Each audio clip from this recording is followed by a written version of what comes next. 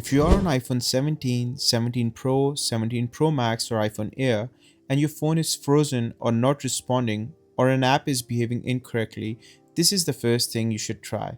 A hard restart is designed to do one thing: it forces iOS to stop, clears anything that's stuck in the background, and then starts the phone fresh. This fixes most temporary glitches that a normal restart can't. It does not erase your data, it does not restart your settings. Think of it as a clean system reboot. Now let me show you how to do it. These steps are the same on all these models. Follow the exact button sequence as I show you in this video. First, press and release the volume up button, then press and release the volume down. Now press and hold the side button. Keep holding it, ignore the slide to power off screen. Keep holding even when the screen goes black. Once the screen is totally black, release the side button, wait a few seconds, and then press it again.